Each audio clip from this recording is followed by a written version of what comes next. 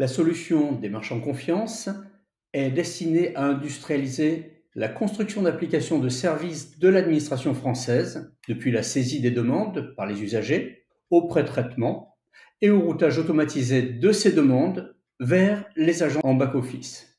Démarche en confiance combine plusieurs technologies, dont l'IA générative et les règles métiers. Cette solution est destinée à améliorer de manière significative à la fois l'expérience des usagers et l'efficacité des agents. Démarche en confiance est née du projet DELF, de traitement des demandes de séjour et d'asile faites par les usagers étrangers, co-construit avec la préfecture des Yvelines. Nous souhaitons que l'ensemble des usagers de l'administration française et des agents en back-office puissent bénéficier de cette expérience améliorée. Je suis Harley Davis, fondateur d'Athena Decision System. Je suis de nationalité américaine et je vis en France depuis 30 ans. J'ai été récemment confronté à des difficultés pour renouveler ma carte de séjour. Les mails que j'ai envoyés à la préfecture et mes relances sont restés sans réponse.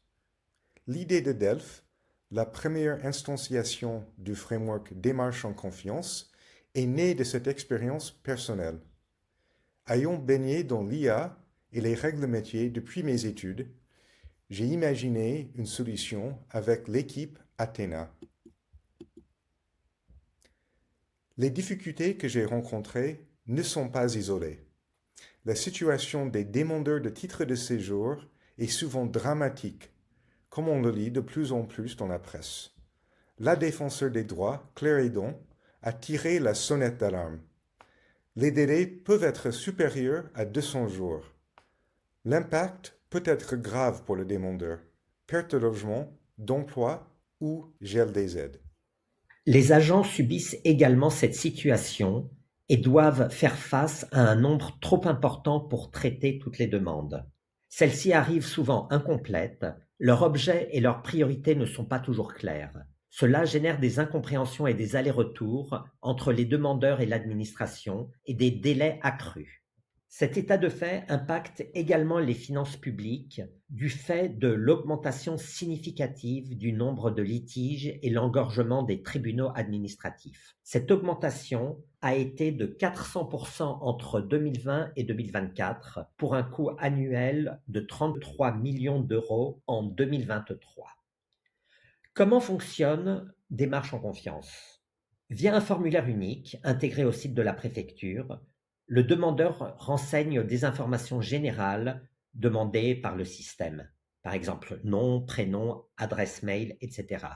Le demandeur décrit ensuite sa demande en français avec ses propres mots. Puis l'IA analyse le texte de la demande et détermine l'intention exprimée et extrait des éléments complémentaires, par exemple la date d'expiration, et les présente au demandeur. Le demandeur confirme ou corrige si besoin ces éléments, puis DELF demande des éléments complémentaires qui sont spécifiques de l'objet de la demande validée. Par exemple, la date d'expiration lorsque la demande est en rapport avec l'expiration d'un titre. Le demandeur renseigne ces éléments et soumet sa demande complète. À partir de ces éléments, le moteur de règles détermine un certain nombre de choses. Tout d'abord, il construit un message personnalisé à présenter à l'utilisateur. Ça peut être un message de réorientation vers un site dédié ou la notification de la prise en compte de la demande. Le moteur de règles détermine également vers quelle corbeille ou quelle bannette router la demande. Il détermine aussi la priorité de cette demande et il identifie des alertes qui seront présentées à l'agent. Par exemple, un risque de perte d'emploi qui est exprimé dans la demande et qui va augmenter la priorité. Et finalement, le modèle d'email de réponse qui sera proposé à l'agent. Finalement, l'agent reçoit la demande avec tous les éléments nécessaires à son traitement efficace. Nous sommes en train de réfléchir avec la DICOM, la délégation à l'information et à la communication du ministère de l'Intérieur, à l'intégration du questionnaire DELF dans les pages des préfectures. Voici donc la vision cible. J'arrive sur le questionnaire DELF. Je viens de renseigner les éléments généraux me concernant. nom, prénom, adresse mail et numéro d'étranger. J'ai également décrit ma situation en langage naturel avec mes propres mots. En substance, j'explique que mon document API a expiré, que je n'ai pas reçu de nouvelles malgré mes relances, que mon contrat de travail est résilié. J'espère que le fait de le mentionner aidera la préfecture à comprendre l'urgence de ma situation.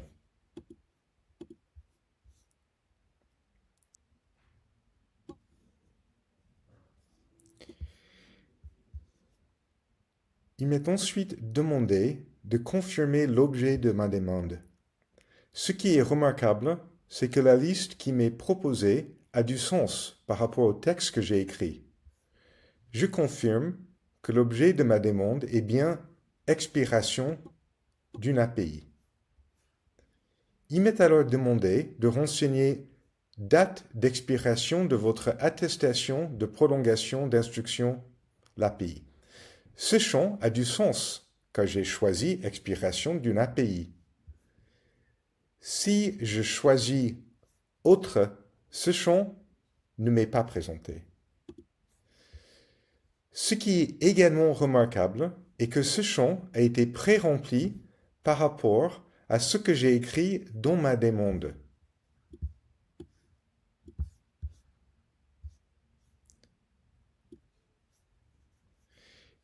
Un message s'affiche. Ma demande a été prise en compte. Je suis un des agents de la préfecture en charge de traiter les demandes des usagers étrangers. Avant la mise en place de DELF, nous recevions dans des boîtes fonctionnelles des emails envoyés directement par les demandeurs. L'utilisation de l'email n'a pas été remise en cause par DELF. Nous continuons à recevoir des mails, mais ceux-ci sont créés par DELF et ont une structure standardisée. Vous pouvez le voir, le mail correspondant à la demande que Harley vient de faire est arrivé dans la bannette thématique API à renouveler qui correspond à l'intention de la demande. Je peux ainsi organiser mon travail. Chaque demande a une priorité calculée par le moteur de règles qui tient compte en particulier de l'urgence de la situation. J'ai l'assurance de trouver dans le mail et de façon systématique toute l'information nécessaire au traitement de la demande. Une liste d'alertes, par exemple l'identification d'un risque de perte d'emploi, le message tel que tapé par le demandeur avec le surlignage des éléments résultant de l'application de l'IA. Troisièmement, l'intention ou objet de la demande déterminé par l'IA, puis validé par l'utilisateur comme nous venons de le voir. Des éléments extraits de la demande tels que la date d'expiration qui sont nécessaires au traitement du dossier. Et enfin, une proposition de mail de réponse personnalisée que je valide avant de l'envoyer. Bonjour, je suis le directeur des migrations et de l'intégration de la préfecture des Yvelines. Mon rôle consiste en particulier à assurer une gestion efficace et humaine des demandes. Je dirige essentiellement 2 services, séjour et asile, et en fonction des effectifs, je dois m'assurer que nous nous focalisons bien sur les demandes les plus urgentes. Par exemple, dans les cas des expirations d'API. L'API, c'est l'attestation de prolongation de l'instruction. Ce document officiel est remis au demandeur de titre de séjour lorsque l'examen de son dossier prend plus de temps que prévu. Ça prolonge la validité de son titre de séjour ou de son récépissé pendant la période d'instruction supplémentaire. Donc, ça maintient ses droits. On top de manière urgente les demandes relatives à une expiration en dessous de 30 jours. C'est ce qui est indiqué ici dans cette table de décision. C'est comme ça qu'est représentée la règle. Entre 1 et 30 jours, on marque que la priorité est haute. Or, si mon équipe est réduite sur une période donnée, pour une raison ou pour une autre, je vais être sûr que les demandes les plus urgentes sont traitées. Alors, je préfère que les demandes avec une expiration en dessous de 15 jours soient topées et pas les autres. Heureusement, je peux gérer moi-même ces règles métiers. Il me suffit de venir éditer cette règle et d'indiquer que ici, entre 1 et 15 jours, j'ai une priorité haute. C'est tout simple. Il me suffit ensuite d'enregistrer cette règle. Alors on voit qu'il y a eu une erreur ici, lors de l'enregistrement de la règle, parce qu'il y a un trou dans la table de décision. Entre 16 et 30 jours, on ne sait pas quoi faire. Donc, l'outil ici va m'aider et va m'indiquer que pour que ma modification soit complète, je vais devoir indiquer que là, par exemple, entre 16 et 90 jours, on passe en priorité normale. À partir de là, je peux enregistrer ma règle avec ou pas un commentaire. Et une fois que cette règle est enregistrée et correctement testée, je vais pouvoir la déployer vers mon serveur pour qu'elle soit utilisée à l'avenir. Le déploiement est en cours. Et ça y est, il est réalisé. Toutes les futures demandes seront topées de manière urgente lorsqu'elles sont relatives à une expiration en dessous de 15 jours. Ainsi, mon équipe réduite se concentrera réellement sur les demandes les plus urgentes. Grâce à Delph et Démarche en confiance, les demandes urgentes sont mieux comprises et traitées plus rapidement. Pour l'usager, cela signifie une réponse plus équitable dans les temps et une meilleure chance de conserver son emploi, son logement ou ses droits sociaux. C'est un vrai progrès pour une administration plus humaine et plus efficace. Le premier bénéfice de la solution pour les agents est qu'elle s'intègre dans l'environnement de chacune des préfectures. Par exemple, dans le cas de la préfecture des Yvelines, où l'environnement en place s'appuie sur des envois de mails, la solution génère des mails. Elle peut également s'intégrer à un système de ticketing. Le deuxième bénéfice de la solution est une amélioration significative de la performance des agents.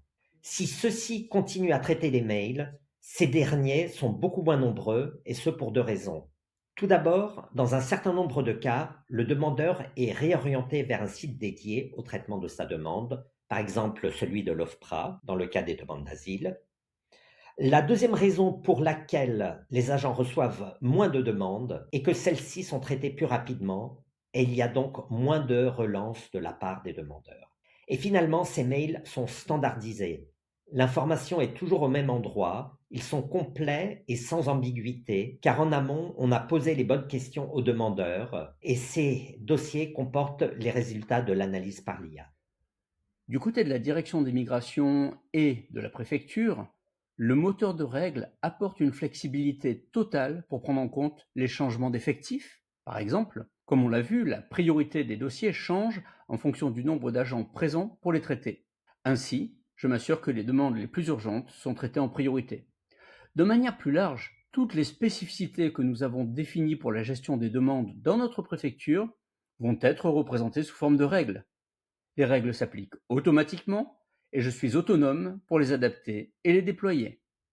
Dans notre préfecture, nous travaillons avec des bannets email dans Thunderbird et avec des modèles d'email de réponse. C'est encore le moteur de règles qui va déterminer le bon modèle à utiliser. Pour être sûr de bien se conformer aux règles qui concernent les données personnelles, RGPD par exemple, nous ne stockons aucune information saisie par l'usager ni ne la véhiculons sur Internet. Le moteur d'IA générative et le moteur de règles sont tous deux installés sur le serveur hébergé en interne.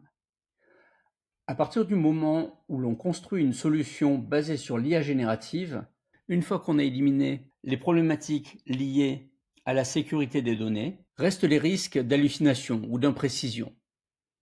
Dans notre cas, c'est le moteur de règles et non l'IA générative qui va communiquer directement avec l'usager. Et de plus, chaque réponse personnalisée va être contrôlée par un humain. Aucun message ne part du serveur vers l'usager sans une validation humaine.